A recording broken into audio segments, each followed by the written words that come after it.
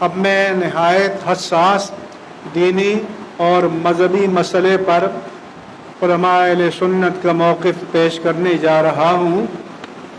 ہم نے 29 جولائی کو اسی ہال میں پریس کانفرنس کر کے قومی سلامتی کے اداروں کو نہایت درد دل کے ساتھ متوجہ کیا تھا کہ ملک کو کسی داخلی یا بین الاقوامی سازش کے تحت فرقہ وارانہ تصادم کی طرف دھکیلا جا رہا ہے، لیکن ہمیں افسوس ہے کہ ہماری گزارشات پر توجہ نہیں دی گئی۔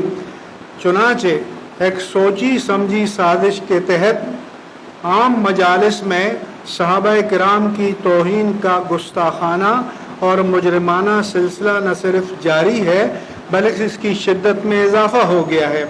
اس کے محرکات غیر ملکی بھی ہو سکتے ہیں اور ملک کے اندر بھی کوئی ایسی طاقت موجود ہے جو مجرموں کو تحفظ دے رہی ہے۔ ایک مجرم کو تو راتوں رات برطانیہ بھیج دیا گیا، لوگ بعد وفاقی اور صوبائی وزراء کی طرف انگلیاں اٹھا رہے ہیں اور ہمیں اس میں کوئی نہ کوئی صداقت نظر آ رہی ہے۔ چنانچہ اسلام آباد میں بھری مجلس میں حضرت ابوبکر صدیق رضی اللہ عنہ کی تکفیر کی گئی اور کراچی میں نماز ظہرین کے بعد لاؤڈ سپیکر پر صحابہ کرام پر لعن طعن کی گئی، جو سوشل میڈیا اور بعض چینلز پر براہ راست نشر ہوئی۔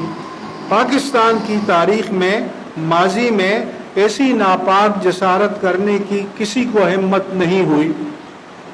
ناموس الوہیت جل وعلا، ناموس رسالت مآب صلی اللہ علیہ وسلم، ناموس اہل بیت اطہار و ناموس صحابہ کرام رضوان اللہ علیہم اجمعین اور ناموس مقدسات دین کی حرمت کا تحفظ ہر مسلمان کی ایمان کا لازمی تقاضا ہے۔ ایک طرف اتحاد، اخوت اور رواداری کے پیغامات دیے جائیں اور دوسری طرف زبانوں سے نفرت اور فتنہ انگیزی کی شعلے اگلے جائیں، اب یہ منافقت نہیں چل پائے گی۔ وزیر اعظم کی ذمہ داری ہے کہ اپنی صفوں کا جائزہ لیں اور پتہ چلائیں کہ ملک کو فرقواریت کی آگ میں جھونکنے کے لیے حکومت کی صفوں میں موجود کون سے عناصر مصروف عمل ہیں۔ ہم ایک بار پھر وزیر اعظم پاکستان اور چیف آف آرمی اسٹاف کو براہ راست متوجہ کر رہے ہیں کہ صورتحال ناقابل برداشت ہو گئی ہے۔ اگر فوری تدارک نہ کیا گیا تو ہم پہلے مرحلے پر کراچی میں تاریخ پاکستان کی سب سے بڑی پرامن ریلی کا اہتمام کریں گے اور اس کے بعد آئندہ لائحہ عمل کے بارے میں اتفاق رائے سے فیصلہ کیا جائے گا انشاءاللہ تعالی۔ اب ہماری خواہش ہے کہ سیاسی اور دفاعی قیادت ایکشن میں آئے اور اس کے اقدامات ہر ایک کو نظر آئیں۔ ہمارا ملک کسی بے امنی اور انتشار کا متحمل نہیں ہو سکتا۔ ہماری سرحدوں کے چاروں طرف صورتحال انتہائی حساس ہے۔ جب پرامن رویوں کو نظر انداز کر دیا جائے، امن پسندی کو کمزوری سمجھا جائے، تو پھر لوگوں کے پاس احتجاج کے لیے سڑکوں پر آنے کے سوا کوئی چارہ نہیں رہتا۔ ہم نہیں چاہتے کہ ملک دشمن قوتیں اور سیاسی عناصر اس مذہبی بے چینی سے فائدہ اٹھا کر اسے اپنے حق میں استعمال کریں۔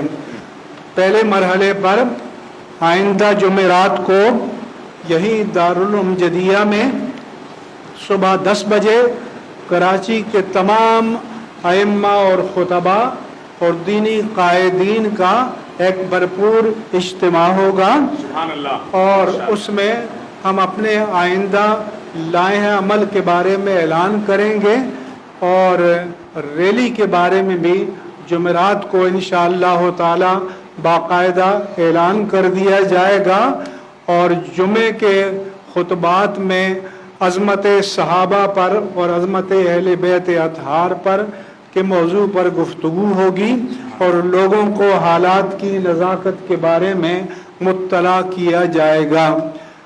میری میڈیا کے دوستوں سے अपील है कि हमारी आवाज़ को कौम तक पहुँचाएँ, हुकूमत तक पहुँचाएँ, बासर हलकों तक पहुँचाएँ, ताकि कल अगर खुदा न ख्वास्ता कोई नाखुशगवार सूरत हाल रूनमा हो तो कोई ये न कह सके कि हमें ख़बरदार नहीं किया गया था।